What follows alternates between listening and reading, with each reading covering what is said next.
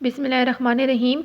Topic है हमारा ribs और रिब्स की क्लासिफिकेशन। ठीक है, सबसे पहले हम लोग जिस तरीके से हमने जॉइंट्स की क्लासिफिकेशन की, इसी तरीके से on the basis of different features हम लोग रिब्स की क्लासिफिकेशन भी करते हैं।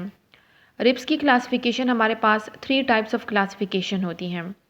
फर्स्ट हमारे पास according to features, second one is according to relation with sternum, third one is according to articulation. First हम लोग पढ़ेंगे according to features ribs divide into 2, typical ribs और एटिपिकल रिब्स। टिपिकल रिब्स के सामने मैंने लिखा है सेम जनरल फीचर्स और एटिपिकल रिब्स के सामने मैंने लिखा है हैव स्पेशल फीचर्स। इसका मतलब ये हुआ कि टिपिकल रिब्स में जितनी भी रिब्स इंक्लूड होते हैं उन सब के फीचर्स जो हैं वो एक जैसे होते हैं। फॉर एग्ज़ाम्पल, अगर हम लोग सिर्फ एक ही रिब को पढ़ लें तो उनकी फीचर्स टिपिकल रिब्स के तमाम रिब्स की तरह होंगे। ठीक है, फॉर एग्ज़ाम्पल अब टिपिकल रिब्स में हमारे पास आते हैं 3 to 9। ठीक है, 3 to 9 यानी 3, 4, 5, 6, 7, 8, 9, ये सारे हमारे पास टिपिकल रिब्स में आते हैं। अब इसमें से अगर आप लोग थर्ड रिब को उठा लें या फोर्थ रिब को उठा लें या फिफ्थ रिब को उठा लें या नाइन्थ रिब को उठा लें, इन सब के फीचर्स जो हैं वो एक जैसे होंगे। इसलिए हम लोगों ने टिपिकल रिब्स के सामने मैंने लिखा है सेम जनरल फीचर। ठीक है, फिर उसके बाद second is atypical rib. Atypical rib में आता है first rib, second rib, 10th, 11 and 12। यहाँ मैंने लिखा है स्पेशल फीचर। इसका मतलब ये हुआ कि फर्स्ट रिब जो है वो सेकेंड रिब से चेंज होगा, यानी फर्स्ट रिब के अपने कुछ स्पेशल फीचर्स होंगे, सेकेंड रिब के अपने कुछ स्पेशल फीचर होंगे, इसी तरीके से 10, 11 एंड 12 रिब के अपने कुछ स्पेशल फीचर होंगे।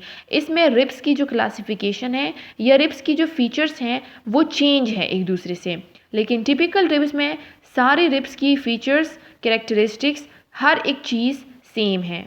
ठीक है, तो इसलिए हम लोग टिपिकल रिब्स और atypical ribs on the basis of different features 2 types of ribs में हमने डिवाइड किया है। टिपिकल रिब्स में हमारे पास 3 to 9 आ जाता है, यानी 3, 4, 5, 6, 7, 8, 9 आ जाता है। एटिपिकल रिब्स में हमारे पास फर्स्ट, सेकेंड, 10th, 11th और 12 आ जाता है। सेकेंड क्लासिफिकेशन हमारे पास है according to relation with sternum. यहाँ पे आते हैं according to relation with sternum ribs divide into 2।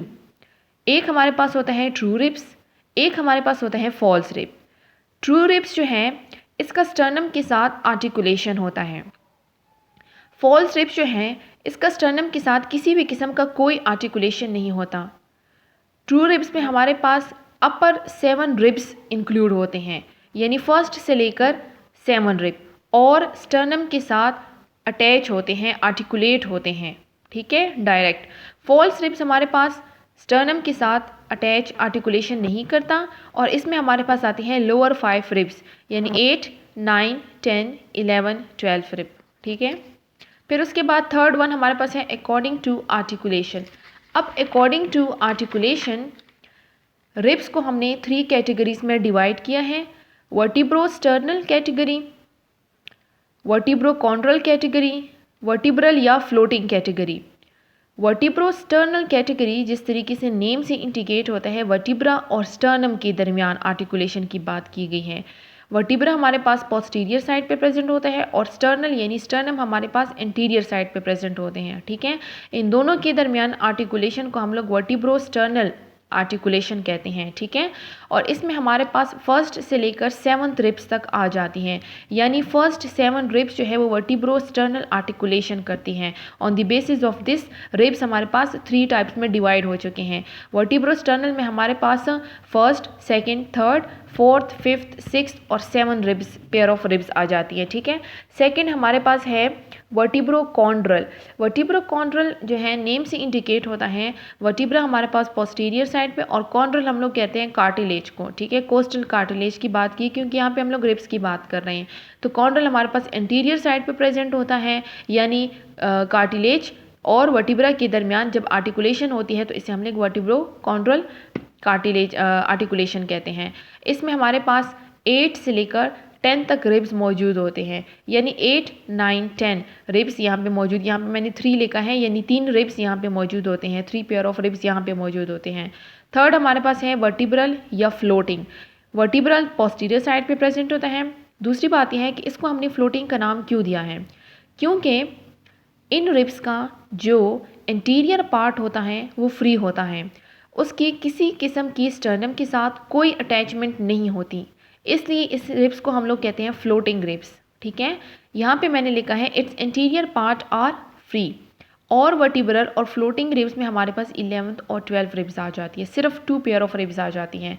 तो ये हुई ना 12 पेयर ऑफ रिब्स, 7, 8, 9, 10, 11, 12। आपको पता है कि रिब्स हमारे पास 12 पेयर ऑफ रिब्स होती हैं। ठीक है, और इसकी डिवीजन कुछ ऐसा हुई है कि वर्टिब्रोस्टर्नल फर्स्ट 7 रिब्स वर्टिब्रोस्टर्नल में आ जाती हैं, और फिर उसके बाद 8, 9, 10 वर्टिब्रोकॉन्ड्रल में आ जाता है। और वर्टिब्रल और फ्लोटिंग में तो हमारे पास 2 किस्म की रिब्स आ जाती हैं, 2 पेयर ऑफ रिब्स आ जाती हैं। वो इसलिए क्योंकि इंटीरियर पार्ट जो है वो इनका फ्री होता है, किसी किस्म की कोई अटैचमेंट स्टर्नम के साथ नहीं होती, इसलिए हम लोग कहते हैं कि ये हमारे पास फ्लोट कर रही होती हैं या फ्लोटिंग रिब्स हैं। ठीक है।